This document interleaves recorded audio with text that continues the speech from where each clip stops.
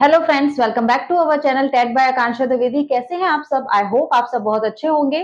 तो स्टार्ट करते हैं आज की क्लास। अगर आपने प्रीवियस वीडियोस को नहीं देखा है तो प्लीज आप प्रीवियस वीडियोस को जाकर जरूर विजिट करें। इससे आपको आपके आने वाले एग्जाम में बहुत हेल्प मिलेगी, चाहे आप केवीएस, सीटेट या किसी भी अदर टीचिंग एग्जाम की प्रिपरेशन कर रहे हैं तो प्लीज प्रीवियस वीडियोस को जाकर जरूर देखें। और अगर आप चैनल पर नए हैं, अभी तक आपने चैनल को सब्सक्राइब नहीं किया है तो प्लीज चैनल को सब्सक्राइब करें, बेल आइकन जरूर प्रेस करें एंड शेयर करें। फ्रेंड्स, आज की क्लास में हम सीटेट 2024 में पूछे गए प्रीवियस ईयर क्वेश्चंस करने वाले हैं। इसके प्रीवियस वीडियो में हमने 1 से लेकर 10 तक के क्वेश्चंस ऑलरेडी कंप्लीट कर लिए थे। आज हम 11 से 20 तक क्वेश्चन करने वाले हैं।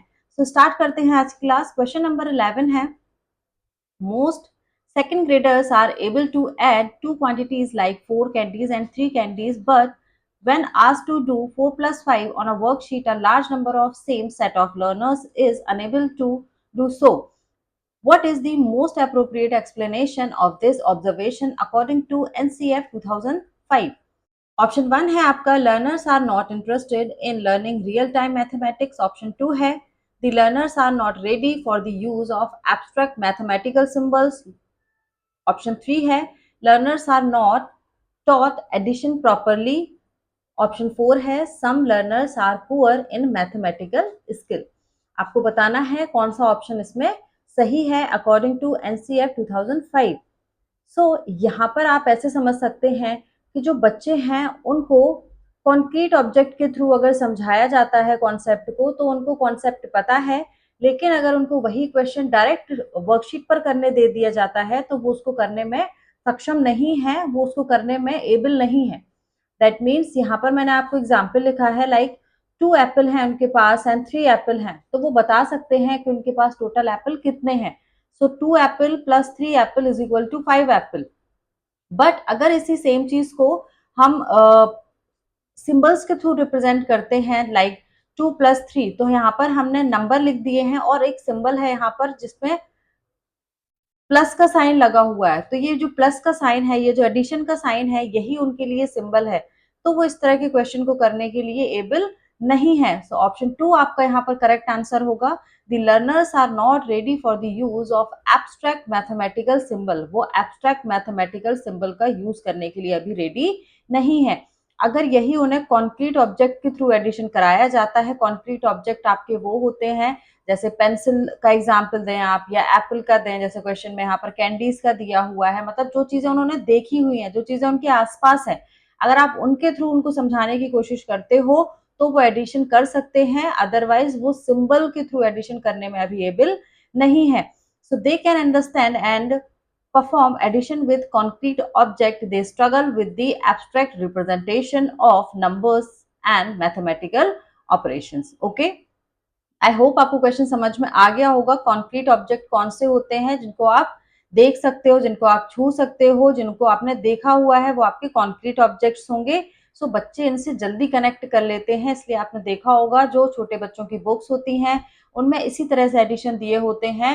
2 एप्पल यहाँ पर बने होते हैं, बीच में प्लस का साइन है, 3 एप्पल्स बने होते हैं और इज इक्वल टू पूछा जाता है, तो वो सिंपली एप्पल को काउंट करके अपना आंसर बता देते हैं। लेकिन अगर यही कॉन्क्रीट ऑब्जेक्ट वहां पर प्रेजेंट नहीं होगा, सिर्फ सिंबल एंड नंबर्स के थ्रू अगर लिख के आप उनको पूछोगे कि क्या इसका एडिशन क्या है, तो वो इसको नहीं बता पाएंगे। ठीक है, नाउ क्वेश्चन नंबर 12 है यहाँ पर, a third standard student then asked to write 105 in numeral form, she writes it as 1005, this indicate that. क्या इंडिकेट करता है? एक थर्ड ग्रेड के बच्चे से बोला गया कि आप 105 को न्यूमरल फॉर्म में लिखना है, नंबर्स में लिखना है, तो उसने 1005 लिख दिया। This indicate that she or he need more help in understanding the concept of place value. Option 2 है आपका, she is unfit to learn mathematics. Option 3 है, the student is a slow learner. Option 4 है, she is mischievous. तो यहाँ पर जो आपका most appropriate answer है वो है she need more help in understanding the concept of place value. उसको concept of जो place value होता है उसमें उसे प्रॉब्लम है, वो उसको सही से नहीं आता है, तभी उसने 105 को 1005 लिखा है।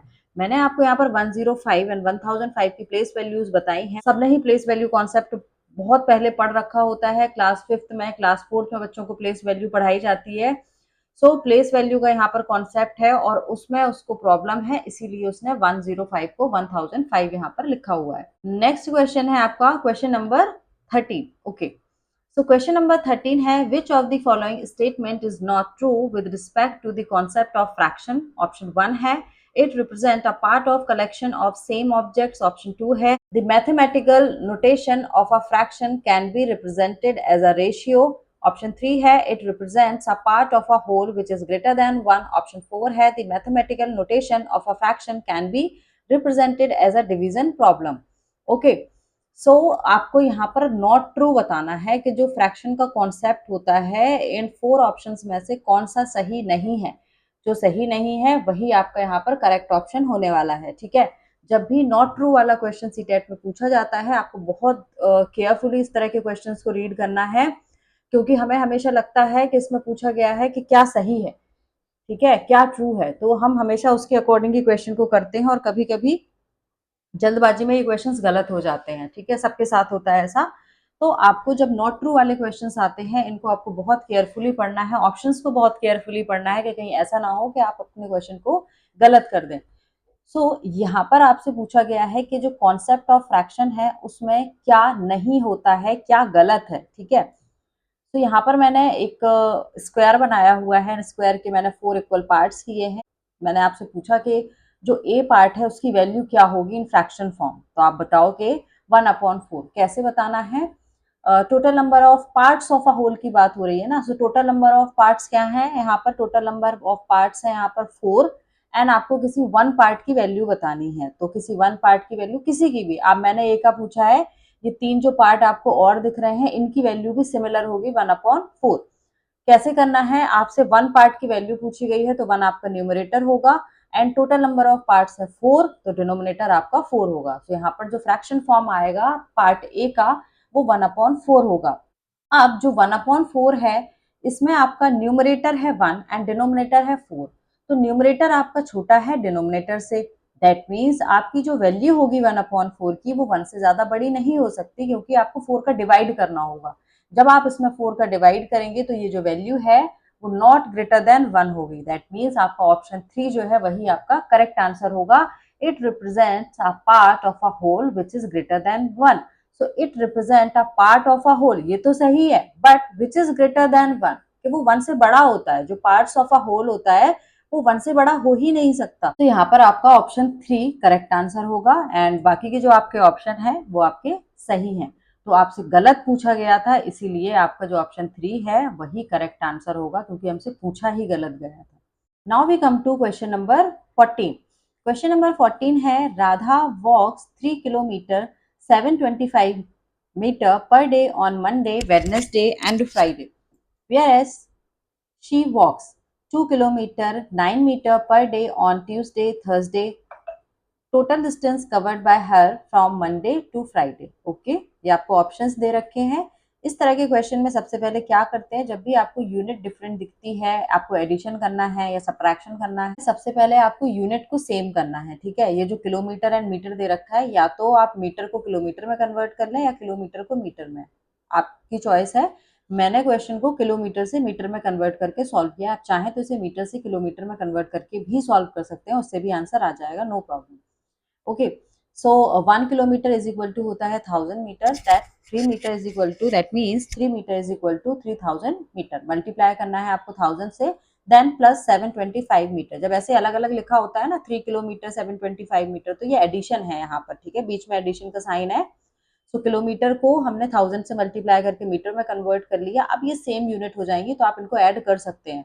तो 3000 एंड 725 दोनों आपके यूनिट मीटर में है, तो जब आप इनको प्लस करेंगे तो 3725 मीटर यहाँ पर आ जाएगा। ओके, अब ये जो डिस्टेंस है ये एक दिन की डिस्टेंस है, पर डे लिखा हुआ है ना, दैट मीन्स ये एक दिन की डिस्टेंस है जो वो कवर करता है।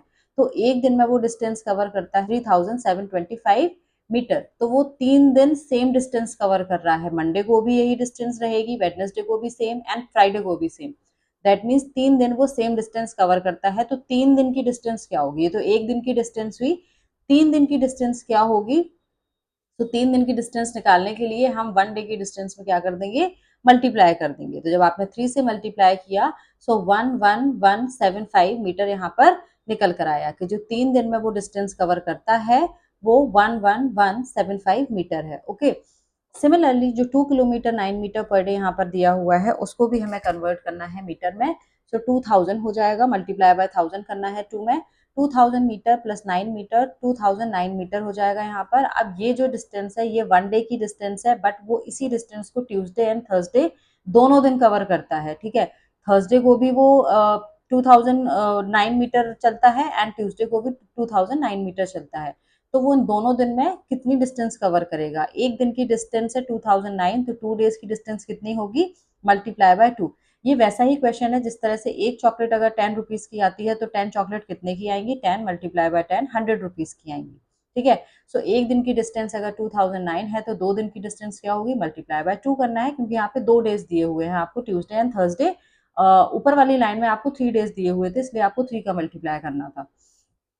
ओके, सो 4018 जब आप मल्टीप्लाई करेंगे तो 4018 मीटर यहाँ पर निकल कर आएगा। ठीक है, अब आपसे क्वेश्चन में पूछा गया है the distance covered by her from Monday to Friday. Okay, Monday to Friday तक की आपको बतानी है, यानी कि टोटल 5 डेज। 3 डेज की हमने ये ऊपर निकाली हुई है एंड 2 डेज की नीचे निकाली हुई है। 5 डेज की पूछी है हमसे, तो हम 5 डेज के लिए क्या कर देंगे? मंडे टू फ्राइडे निकालने के लिए दोनों को प्लस कर देंगे। ठीक है, तो हमने 111754018 को प्लस कर दिया तो आपका आंसर आया 15193 मीटर। अब ये जो हमारा आंसर है, हमने सारी यूनिट को किलोमीटर से मीटर में कन्वर्ट किया था, तो हमारा आंसर मीटर में आया हुआ है यहाँ पे। ओके, बट यहाँ पर आपको आंसर मीटर में नहीं देना है, ऑप्शन देख लेते हैं। आपको ऑप्शन में अपना आंसर किलोमीटर में देना है। ओके, सो मीटर को किलोमीटर में कन्वर्ट करने के लिए क्या करना होता है? जब आप मीटर से किलोमीटर में कन्वर्ट करते हैं तो आपको 1000 से डिवाइड करना होता है। 15193 में आपने 1000 से डिवाइड किया, तो डिवाइड अब आपको डिवाइड नहीं करना है कि आप 1000 से जो ओरिजिनल मेथड है आप उससे डिवाइड करने लग जाओ, क्योंकि ये तो बहुत टाइम टेकिंग होगा और हो सकता है कि आपका क्वेश्चन गलत भी हो जाए और आपको इसमें बहुत ज्यादा समय लग जाएगा। तो हमें 1000 से डिवाइड नहीं करना है। मैंने आपको प्रीवियस क्लास में भी बताया था कि जब भी 10 या 10 की पावर से आपको डिवाइड करना होता है किसी भी नंबर में, लाइक 10, 100, 1000, इस तरह से जब भी आप किसी नंबर में डिवाइड करते हो न्यूमरेटर में, तो आपको डिवाइड नहीं करना है। जो ओरिजिनल मेथड होता है ना डिवाइड करने का, वैसे डिवाइड नहीं करना है। आपको सिर्फ जीरो काउंट करने हैं डिनोमिनेटर में। जब आप जीरो काउंट करेंगे तो यहाँ पर कितने जीरो हैं? 1 2 3 जीरो हैं। ठीक है, एंड सिमिलर आपको न्यूमरेटर में लेफ्ट एंड राइट देखने हैं कि ये आपका जो नंबर है न्यूमरेटर है उसका लेफ्ट ये है और राइट इस तरफ है। ठीक है, आपको राइट टू लेफ्ट अपना डेसिमल प्लेस करना है। कैसे करना है? आप राइट टू लेफ्ट कितने डिजिट डेसिमल प्लेस करोगे? आप 3 डिजिट डेसिमल प्लेस करोगे। वाई? बिकॉज डिनोमिनेटर में यहाँ पर कितने जीरो है? डिनोमिनेटर में यहाँ पर 3 जीरो है। तो आप राइट हैंड साइड से 3 डिजिट आप मूव करेंगे और 3 डिजिट के बाद आप अपना डेसिमल प्लेस कर देंगे। ओके, सो 391 ये आपकी 3 डिजिट हो जाएंगी। 1 के बाद आप अपना डेसिमल प्लेस कर देंगे, तो your answer will be 15.193 kilometre. ये मैं हर क्लास में बताती हूँ कि जब भी 10 या 10 की पावर आती है आपको डिवाइड नहीं करना होता है, आपको सिर्फ जीरो काउंट करने हैं एंड न्यूमरेटर के राइट हैंड साइड से काउंट करना स्टार्ट करना है और जितने जीरो होंगे उतने डिजिट आपको मूव करके डेसिमल को प्लेस कर देना है। आई होप आपको क्लास समझ में आ रही होगी। अगर आपका कोई भी डाउट है तो आप कमेंट बॉक्स में अपना डाउट मुझे लिख सकते हैं। क्वेश्चन नंबर 15 है, jasmine said a rectangle has two pairs of opposite sides parallel, a square also has two pairs of opposite sides parallel, and so does a parallelogram.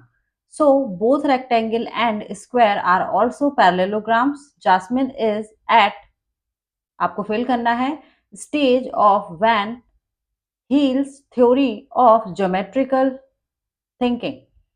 Option 1 है formal deduction, visualization, analysis, relationship. तो यहाँ पर formal deduction भी नहीं है, visualisation भी नहीं है, रिलेशनशिप भी नहीं है, यहाँ पर एनालिसिस है। जास्मिन जो है वो एनालिसिस कर रही है रेक्टेंगल का और स्क्वायर का, तो ये एनालिसिस की प्रोसेस है। बिकॉज एनालिसिस क्या होता है? A detailed examination of anything complex in order to understand its nature और to determine its essential features. तो यहाँ पर उसने असेंशियल फीचर्स बताए हैं, करेक्टरिस्टिक्स बताए हैं रेक्टेंगल के और स्क्वायर के, और फिर क्या बताया है, पैरेललोग्राम भी उसने यहाँ पर डिस्कस किया है। कोई भी कॉम्प्लेक्स चीज जब होती है, जब आप उसका डिटेल में एग्जामिनेशन करते हैं उसको समझने के लिए कि उसका नेचर क्या है, क्या उसके कैरेक्टरिस्टिक्स हैं, तो इसको एनालिसिस बोलते हैं। तो यहाँ पर जास्मिन एनालिसिस कर रही है। उसने रेक्टेंगल के बारे में बताया, उसने स्क्वायर के बारे में बताया, और फिर ये भी बताया सो डज अ पैरेललोग्राम, कि ये पैरेललोग्राम है। यहाँ पर वो पैरेललोग्राम का एनालिसिस कर रही है, उसको समझने की कोशिश कर रही है अलग अलग पार्ट्स में। क्वेश्चन नंबर 16 है यहाँ पर, the sum of the greatest and smallest 6 digit numbers that can be formed from the digits 5, 9, 0, 2, 8 and 6 without repetition. यहाँ पर आपको आंसर्स दिए हुए हैं, आपको बताना है कि इन चारों में से कौन सा आपका करेक्ट ऑप्शन है। तो सबसे पहले आपको पता होना चाहिए कि अगर आपको डिजिट गिवन है, कोई भी डिजिट गिवन है, तो यहाँ पर हमें कितनी डिजिट गिवन है, 6 डिजिट, क्योंकि हमें इन 6 डिजिट का यूज करके ग्रेटेस्ट नंबर बनाना है एंड स्मॉलेस्ट नंबर बनाना है। So let's start. सबसे पहले हम ग्रेटेस्ट नंबर बनाते हैं। तो आपको क्या करना होता है ग्रेटेस्ट नंबर बनाने के लिए, जब आपको डिजिट गिवन है, सो यहाँ पर आपको सबसे लार्जेस्ट डिजिट को सबसे पहले रखना है। दैट मीन्स यहाँ पर आपको डिसेंडिंग फॉर्म में डिजिट्स को अरेंज करना है एंड स्मॉलेस्ट में आपको असेंडिंग फॉर्म में डिजिट्स को अरेंज करना है। तो हमने ग्रेटेस्ट में डिसेंडिंग फॉर्म में अरेंज किया हुआ है। सबसे बड़ा नंबर है यहाँ पर 9, देन 8, देन 6, देन 5, 2 एंड 0 सबसे लास्ट में। सिमिलरली जब आप स्मॉलेस्ट नंबर बनाएंगे तो आप सबसे स्मॉलेस्ट डिजिट को सबसे फर्स्ट नंबर पर रखेंगे, पहले नंबर पर रखेंगे। अब यहाँ पर क्वेश्चन ये होता है कि हमने 0 जो है वो 2 से छोटा है, बट हमने 0 को पहले नहीं रखा है। अगर आप 0 को पहले रखेंगे तो ये जो नंबर बनेगा ये आपका 5 डिजिट का होगा, ये 6 डिजिट का नहीं होगा। तो जब भी आप स्मॉलेस्ट नंबर बनाते हैं गिवन डिजिट से, तो आपको 0 को कभी भी पहली प्लेस पर नहीं रखना है, उसको आपको सेकंड प्लेस पर रखना है, ठीक है। सो यहाँ पर हमने 2 को पहले रखा है क्योंकि 2 यहाँ पर सबसे छोटा नंबर है। वैसे यहाँ पर जो 0 है वो सबसे छोटी डिजिट है, लेकिन अगर आप 0 को स्टार्टिंग में रख देते हैं तो आपका जो नंबर फॉर्म होगा वो 5 डिजिट का होगा, वो 6 डिजिट का नहीं होगा। इसीलिए जब भी आप गिवन डिजिट से स्मॉलेस्ट नंबर बनाते हैं तो आपको 0 को कभी भी फर्स्ट प्लेस पे नहीं रखना है, उसको हमेशा सेकंड प्लेस पे रखना है। तो यहाँ पर हम जो 2, 0 है, यानी कि जो आपने 0 एंड 2 की जो प्लेस है वो चेंज कर दी है। सो 0 आपका पहले आना चाहिए था और 2 बाद में आना चाहिए था, बट हम 0 को फर्स्ट प्लेस पर नहीं रखेंगे। मैंने आपको बता दिया है क्या रीजन है। तो सबसे पहले आप 2 को प्लेस करेंगे फर्स्ट प्लेस पे, देन आप सेकंड प्लेस पे 0 को रखेंगे एंड उसके बाद आप जो डिजिट बची हुई है उनको असेंडिंग फॉर्म में अरेंज कर देंगे। तो 5, 6, 8 एंड 9। इसके बाद आपको सम निकालना है क्वेश्चन में दोनों नंबर्स का। तो आपने सम कर दिया 1192209, ये आपका आंसर आया। Option 2 is your correct answer. I hope आपको क्वेश्चन समझ में आ गया होगा। मैं फिर से क्वेश्चन रिपीट कर देती हूँ। जब भी आप स्मॉलेस्ट नंबर बनाएंगे गिवन डिजिट से, तो आपको 0 को कभी भी फर्स्ट प्लेस पर नहीं रखना है, क्योंकि उससे जो आपका नंबर होगा वो उतने डिजिट का नहीं बनेगा जितने डिजिट का आपसे पूछा गया है, क्योंकि हम स्टार्टिंग में 0 को काउंट नहीं करते हैं। 0 अगर आप लास्ट में रखते हो तो कोई प्रॉब्लम नहीं है। सो यहाँ पर आप 0 को फर्स्ट प्लेस पर प्लेस नहीं करेंगे, आप 0 को सेकंड प्लेस पर रखेंगे एंड जो सेकंड नंबर की स्मॉलेस्ट डिजिट होगी उसको आप पहले पुट करेंगे। तो यहाँ पर 0 सबसे छोटा था, फिर 2 आना था, बट आप 2 को पहले रखोगे एंड 0 को बाद में रखोगे, आप उनकी जगह को रिप्लेस कर दोगे एंड उसके बाद जो भी आपकी रिमेनिंग डिजिट होंगी आपको उनको असेंडिंग फॉर्म में अरेंज कर देना है। तो ग्रेटेस्ट कैसे करेंगे, आपको डिसेंडिंग ऑर्डर में प्लेस करना है डिजिट को एंड स्मॉलेस्ट में आपको असेंडिंग ऑर्डर में रखना है। Okay, now we come to next question. Question number 17 है आपका, the missing numbers in the pattern 12, 14, 17, 8, 13, 8, 14, 21 and dash dash. यहाँ पे दो जो आपको ब्लैंक्स दिख रहे हैं, इनमें आपको अपनी डिजिट फिल करना है। जो भी आंसर आएगा आर रिस्पेक्टिवली। अब करना कैसे है, सबसे पहले पैटर्न को समझना है, एनालिसिस करना है कि क्या इनमें गैप है, क्या इनमें पैटर्न फॉर्म हो रहा है। सो आप देखोगे कि 12 एंड 14 में जब आप 12 में 2 प्लस करोगे तो 14 आएगा, 14 में आप 3 प्लस करोगे तो 17 आएगा, फिर 17 से आप यहाँ पर पहले क्या हो रहा था कि जो डिजिट है वो इंक्रीज हो रही, सॉरी पहले यहाँ पर क्या हो रहा था कि जो नंबर है आपका वो इंक्रीजिंग ऑर्डर में था। 17 के बाद ये आपको दिख रहा होगा कि दो नंबर जो है वो आपके डिक्रीजिंग ऑर्डर में रखे हुए हैं। तो 17 में से 4 सब्ट्रैक्ट किया तो कितना आया, 13। फिर 13 में से 5 सब्ट्रैक्ट किया, कितना आया, 8। 8 में से आपने 8 में आपने +6 किया तो 8 + 6 कितना हो गया, 14। फिर 14 में से अब आप देख रहे हो फिर से कि पहले असेंडिंग था, यानी कि पहले इंक्रीज हो रहे थे नंबर, फिर डिक्रीज हो रहे हैं, फिर उसके बाद 8 के बाद नंबर जो है वो इंक्रीज होना शुरू कर रहे हैं। 8 में आप +6 करेंगे तो कितना हो जाएगा 14, ठीक है। 14 में आपने +7 किया, कितना हुआ 21। 21 में आपने 8 सब्ट्रैक्ट किया तो कितना आया 13। अब मुझे कैसे पता चला कि जो 8 है, मतलब सिर्फ 8 ही सब्ट्रैक्ट होना है 21 में, क्योंकि आप ऑर्डर देखो, पहले हमने 2, आपने डिजिट यहाँ पर आपको देखनी है 2, पहले हमने 2 प्लस किया, 2 के बाद कौन सी डिजिट आ रही है 3, प्लस माइनस आपने किया है क्योंकि यही पैटर्न बन रहा है। अब डिजिट देखनी है कि 21 के बाद आपको कौन सी डिजिट जो है वो माइनस करनी है, ठीक है। सो 2 सबसे पहले आया था, देन 2 आया था, फिर 3, फिर 4, फिर 5, फिर 6, फिर 7, फिर 8। दैट मीन्स ये पूरी सीक्वेंस में आ रही है, ये जो काउंटिंग है ये सीक्वेंस में आ रही है। 2 के बाद 3, फिर 4, 5, 6, 7। तो 21 के बाद जब आप जो नंबर लिखोगे तो 2 बार नंबर प्लस हो रहे हैं, 2 बार नंबर सब्ट्रैक्ट हो रहे हैं। तो 2 बार नंबर प्लस हो चुके हैं, तो जब आप नंबर लिखोगे 8, तो आप क्या करोगे, उसको सब्ट्रैक्ट करोगे। फिर 8 के बाद जो सेकंड नंबर आपको लिखना है वो भी आपको सब्ट्रैक्ट करना है। 2 डिजिट को आपको सब्ट्रैक्ट करना है, 2 डिजिट को ऐड करना है। तो पहले एडिशन फिर सब्ट्रैक्शन, यहाँ एडिशन है 2 डिजिट में, फिर सब्ट्रैक्शन हुआ है, फिर एडिशन हुआ है और फिर सब्ट्रैक्शन हुआ है, ठीक है। 2 नंबर को ऐड करना है, फिर 2 नंबर को सब्ट्रैक्ट करना है, लेकिन सीक्वेंस चल रहा है 2, 3, 4, 5, 6, 7, 8, 9। साइन कैसे देखने हैं, 2 बार प्लस है, 2 बार माइनस है, 2 बार प्लस।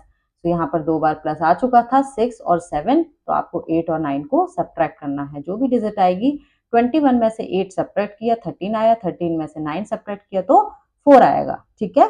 सो यहाँ पर करेक्ट ऑप्शन होगा आपका ऑप्शन नंबर 2, 13 एंड 4। ऐसे पैटर्न बहुत सारे पूछे जाते हैं, कभी ये मल्टीप्लाई बेस्ड होते हैं, कभी ये इस क्वेश्चन में ये एडिशन एंड सब्ट्रैक्शन दोनों हो रहा था साथ साथ में, ठीक है, क्योंकि हमें दिख रहा था कि एक बार 2 जो नंबर हैं आपके वो इंक्रीज हो रहे हैं, फिर डिक्रीज है, फिर इंक्रीज है, फिर डिक्रीज है। तो 2 बार प्लस, 2 बार माइनस, 2 बार प्लस, 2 बार माइनस, ठीक है। ओके, क्वेश्चन नंबर आपका 18 है, the smallest 4 digit number which is a multiple of 6, 7 and 4। ठीक है, यहाँ पर आपको बताना है कि स्मॉलेस्ट 4 डिजिट नंबर कौन सा होगा जो मल्टीपल हो 6 का, 7 का एंड 4 का। तो जब भी इस तरह का क्वेश्चन करते हैं, सबसे पहले आपको स्मॉलेस्ट 4 डिजिट लिख लेनी है कि स्मॉलेस्ट 4 डिजिट नंबर कौन सा होता है। 1000 होता है स्मॉलेस्ट 4 डिजिट नंबर, काउंट कर लीजिए 1, 2, 3 एंड 4 डिजिट है, ये सबसे स्मॉलेस्ट है। इससे बड़ा आप कोई भी नंबर लिखोगे 4 डिजिट का तो वो उससे बड़ा ही होगा, ठीक है। और जो लार्जेस्ट नंबर होता है 4 डिजिट का, वो क्या होता है, वो मैं साइड में लिख दे रही हूँ। लार्जेस्ट 4 डिजिट का नंबर होता है आपका 9, 9, 9 एंड 9। अब इससे बड़ा आप कोई नंबर लिखोगे तो वो 5 डिजिट का हो जाएगा, ओके। तो ये मैं लिख दे रही हूँ, ये लार्जेस्ट 4 डिजिट नंबर है, ओके। इससे इस क्वेश्चन का कोई वो नहीं है, मैंने आपको एडिशनल इन्फॉर्मेशन दे दी है। इसके बाद अब आपको जब एलसीएम लेना है किसका, 6, 7 एंड 4। आपने एलसीएम लिया, एलसीएम कैसे लेते हैं, छोटे से छोटी नंबर से डिवाइड करते हैं। 2 से किया, 2 3 जा 6, 7 में डिवाइड नहीं होगा, 2 2 जा 4, देन फिर 2 का 3 और 7 में डिवाइड नहीं होगा, सिर्फ 2 में होगा, 2 1 जा 2, फिर 3 से डिवाइड किया, 3 1 जा 3, 7 और 1 एज इट इज रहेंगे, फिर 7 से डिवाइड किया तो 1 1 1 आ जाएगा। तो ये तो हो गया कि एलसीएम कैसे लेना है। अगर आपको एलसीएम लेना नहीं आता है तो कमेंट बॉक्स में आप मुझे कमेंट करें, हम एलसीएम की एक अलग क्लास करेंगे, ओके। अब क्या करना है, 6, 7, 4 का आपने एलसीएम लिया, जो भी आपके ये नंबर्स आए हुए हैं 2, 3 एंड 7, आप इन सबका मल्टीप्लाई कर लीजिए। तो आपका एलसीएम जो आया वो 84 आया, ओके। अब 84 से आपको क्या करना है, आपको 1000 में डिवाइड करना है। 84 से आपने 1000 में डिवाइड किया, सो एक नॉर्मल डिवाइड करना है जैसे आप करते हैं। 84 से आपने 1000 में डिवाइड किया तो ये आपका फुली डिवाइड नहीं होगा, 11.9 बस आपको यहीं तक करना है, इससे आगे नहीं करना है आपको। 11.9 आया, ओके। अब ये जो 11.9 है ये नियर बाय है 12 के, क्योंकि आपकी जो डेसिमल के बाद वाली डिजिट है वो 5 से बड़ी है।